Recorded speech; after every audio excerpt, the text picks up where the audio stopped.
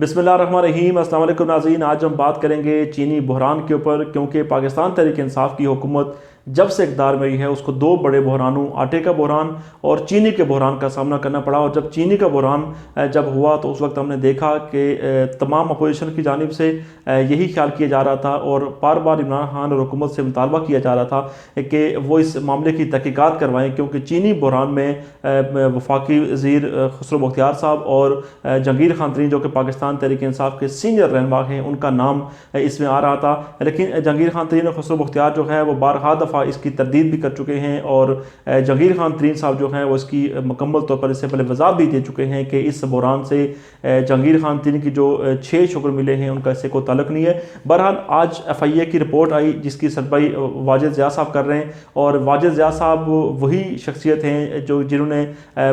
جو Panama case کی جو جے ٹی بنی تھی اس کے سربراہ تھے، اور اس کے بعد آپ کو یاد ہوگا کہ پاکستان مسلم لیگ نون کی جانب سے کافی ان کے اوپر تنقید ہو رہی تھی، اور حکمران جماعت جو اس وقت ہے پاکستان تحریک انصاف وہ ان کی بڑی تعریفیں کرتی تھی۔ لیکن آج جب دیکھا ہم نے کہ جب ایف آئی اے کی رپورٹ آئی تو اس کے بعد ٹویٹر پر کچھ لوگ ایسے بھی ہیں جو کہ جہانگیر خان ترین کی حمایت کر رہے ہیں، اور وہ واجد ضیاء صاحب کو جو ہے وہ ٹارگٹ کا نشانہ بنا رہے ہیں، اور وہی پاکستان مسلم لیگ نون کے لوگ جو کہ اس وقت ان کے اوپر تنقید کیا کرتے تھے آج وہ جو خوشی کے شادیانے بجا رہے ہیں اور واجد ضیاء صاحب کی تعریف کر رہے ہیں۔ بہرحال یہ تو پارٹ آف دی گیم ہے کہ جب اپنے اوپر جب آتی ہے تو اس وقت انسان کو بڑا محسوس ہوتا ہے، لیکن جب دوسروں کے اوپر جب مشکل وقت آتا ہے تو اس وقت انسان کو بڑا آسان لگتا ہے۔ تو واجد ضیاء صاحب نے جو آج فیصلہ دیا اس میں بڑے حیران کن اور چشم کشا قسم کے انکشافات ہوئے ہیں، اور ہم نے دیکھا کہ جب چینی بحران جب آیا تھا تو اس وقت عمران خان کے اوپر جتنا پریشر ڈالا جا رہا تھا کہ وہ ان لوگوں کا نام لے، ذمہ داران کا وہ تعین کریں، اور بار بار کہا جا رہا تھا کہ، اور اپوزیشن کو شاید اس چیز کا علم بھی تھا کہ جہانگیر خان ترین اور خسرو بختیار جو ہیں وہ اس پورے معاملے میں پوری کنٹروورسی میں ان کا اس میں نام ہے، تو وہ بار بار اس کا مطالبہ کر رہے تھے، اور عام خیال یہی کیا جا رہا تھا کہ شاید عمران خان جو ہے وہ اس جو انکوائری جو رپورٹ جو ہے اس کو منظر پر نہ لے کر آئیں، کیونکہ اس میں ان کا اپنا بھی انٹرسٹ ہے، ان کی جماعت کا بھی انٹرسٹ ہے۔ اگر یہ رپورٹ اگر منظر پر اگر آتی ہے تو ظاہری بات ہے ان کو کافی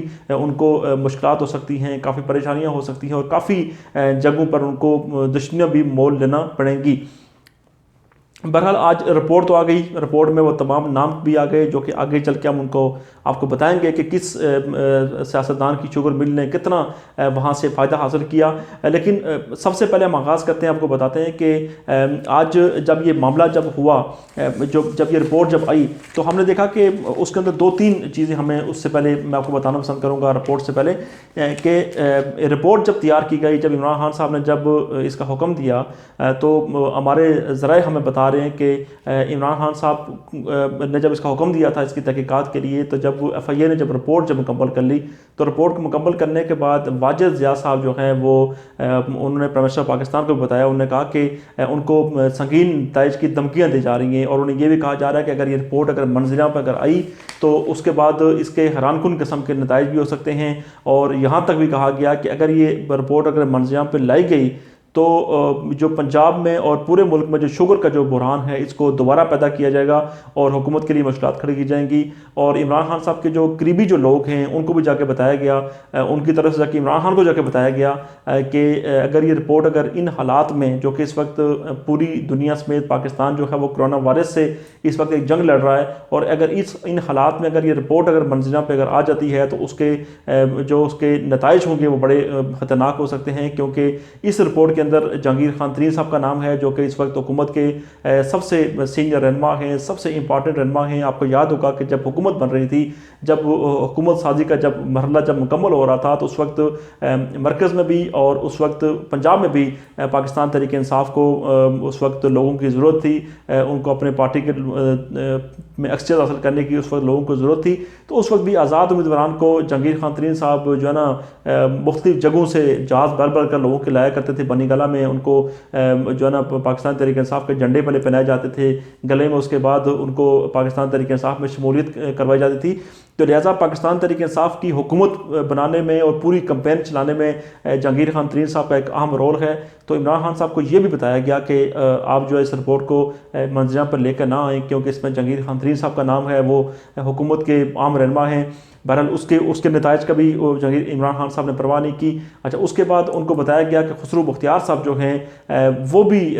اس وقت وفاقی وزیر تو ضرور ہیں, لیکن جنوبی پنجاب محاذ کہ جو لوگ ایک پورا جو گروپ تھا جس نے پاکستان تحریک انصاف میں شمولیت اختیار کی تھی, اگر خسرو بختیار صاحب کا یا ان کے کسی رشتہ دار کا اگر نام اگر آتا ہے, کسی بھائی کا اگر نام اگر آتا ہے اس کنٹروورسی میں, تو وہاں پر بھی جو ہے نا پاکستان تحریک انصاف کو مشکلات ہو سکتی ہیں, وہاں پر بھی جو ہے نا مشکلات کھڑی کی جا سکتی ہیں. تو اس کی بھی عمران خان صاحب نے پرواہ نہیں کی. اچھا, اس کے بعد ہم نے دیکھا کہ جب یہ رپورٹ جب تیار ہو گئی تو عمران خان صاحب کو یہ بھی کہا گیا کہ ان کے جو اتحادی ہیں پاکستان مسلم لیگ کاف, چودھری پرویز الہی صاحب کے بیٹے مونس الہی صاحب کا بھی اس میں نام آ گیا ہے بلکہ رپورٹ میں, کہ ان کی شوگر مل نے بھی وہاں پہ فائدہ اٹھایا ہے. تو وہ تو پنجاب میں بڑے عام اتحادی ہیں, اور عمران خان صاحب کو یہاں تک کہا گیا کہ پنجاب میں جو معاملات تھے ان کو بڑی مشکلوں کے ساتھ کافلی کے ساتھ ان کو سیٹل کیا گیا تھا. لہٰذا اگر یہ اس کنٹروورسی کو اگر دوبارہ اگر کھولا جاتا ہے تو وہاں پر بھی پنجاب میں بھی کافی اس کے خطرناک نتائج ہو سکتے ہیں. لیکن آپ مانے عمران خان کی کہ عمران خان نے ان تمام چیزوں کو دیکھتے ہوئے, ان تمام حالات و واقعات کو دیکھتے ہوئے, اس کے باوجود عمران خان نے فیصلہ کیا کہ نہیں, یہ رپورٹ پبلک کرنی ہے کیونکہ میرا قوم کے ساتھ وعدہ ہے. اور آج جب یہ رپورٹ پبلک ہوئی تو اس کے بعد عمران خان کی بڑی جو نا تعریف کی جا رہی ہے ٹویٹر کے اوپر اور دیگر جو سوشل میڈیا کے جو ٹرینڈز ہیں وہاں پر بڑی ان کی تعریف ہو رہی ہے. لوگ یہ کہہ رہے ہیں کہ عمران خان نے جو ایک وعدہ کیا تھا عوام کے ساتھ, اپنی قوم کے ساتھ, سیاسی جماعتوں کے ساتھ, وہ وعدہ انہیں پورا کر دیا. کیونکہ پاکستان کی تاریخ میں ایسی کوئی نظیر نہیں ملتی, کیونکہ ہمارے سیاستدان جو ہیں وہ ہمیشہ سے ہی ایسے جو بڑے بڑے گروپس ہوتے ہیں, ایسے جو بڑے بڑے لوگ ہوتے ہیں جو کہ جن کا حکومتیں بنانے میں کردار ہوتا ہے, گرانے میں کردار ہوتا ہے, ان کا کسی بھی اسکینڈل میں اگر نام اگر آ جائے تو ان کو کوئی وہاں پر پوچھتا بھی نہیں ہے. لہٰذا عمران خان نے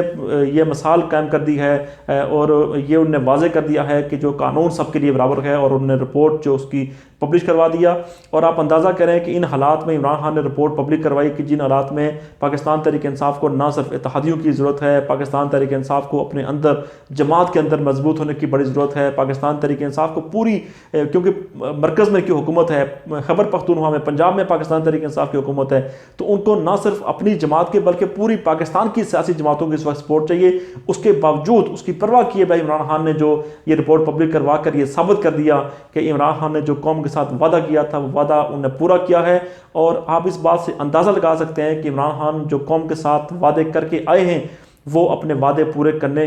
کا مکمل طور پر فیصلہ کر کے آئے ہیں. ہاں دیر ہو رہی ہے لیکن اس میں اندھیر نہیں ہے. ہم نے دیکھا کہ جب چینی بحران اور آٹے بحران کی جو رپورٹ جب ابھی تک نہیں آئی تھی تو اپوزیشن کی جانب سے بار بار کہا جا رہا تھا, مریم اورنگزیب صاحبہ کی جانب سے, شہباز شریف صاحب کی جانب سے, پیپلز پارٹی کے لوگوں کی جانب سے بار بار تذکرہ کیا جا رہا تھا, بار بار ڈیمانڈ کی جا رہی تھی کہ آپ یہ رپورٹ منظر پر لے کر آئیں. لیکن عمران خان صاحب اور ان کی جماعت کے لوگ ہمیشہ یہ کہتے رہے کہ یہ رپورٹ منظر پہ آئے گی. لیکن ایک وقت ایسا بھی آ گیا تھا پچھلے کرونا وائرس سے پہلے کہ جب اپوزیشن نے اس کو اپنے بیانیے میں شامل کر لیا تھا کہ پاکستان تحریک انصاف جو ہے وہ اپنی چھتری کے تلے کچھ ایسی مافیاز کو اس نے بٹھایا ہوا ہے اور ان کا حساب نہیں کر رہی, ان کا احتساب نہیں کر رہی, جن نے آٹے اور چینی کا بحران پیدا کر کے عوام کو مشکلات سے دوچار کیا تھا. بہرحال عمران خان نے تو اپنا وعدہ پورا کر دیا, لیکن اب سوال یہ پیدا ہوتا ہے کہ اپوزیشن کے لیے سیاست کرنے کے لیے اب کیا بچا ہے. ان کے لیے بڑا آج مشکل دن ہے کیونکہ ان کا یہی خیال تھا کہ شاید عمران خان جو ہے وہ اس رپورٹ کو منظریاں پر نہیں لے کر آئیں گے, اور ان کے نہ لانے کی وجہ سے اپوزیشن کا جو بیانیہ تھا وہ مزید مضبوط سے مضبوط ہو رہا تھا. اور میڈیا کے وہ لوگ جو کہ اس وقت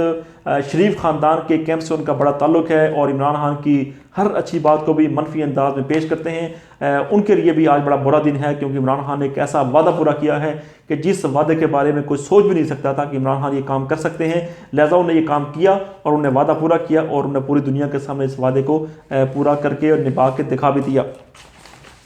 رپورٹ جب سامنے آئی, رپورٹ جب دیکھی, اس کے جو کچھ صفحات اس کے پڑھے, جو مین چیزیں تھی وہاں سے اٹھانے کی کوشش کی اور ہم نے کوشش کی کہ آپ کو وہ چیزیں آپ کے سامنے رکھیں. تو سب سے پہلے آپ کو بتاتے ہیں کہ سبسڈی حاصل کرنے والوں میں کون کون سے لوگ اور کون کون سے گروپ شامل ہیں.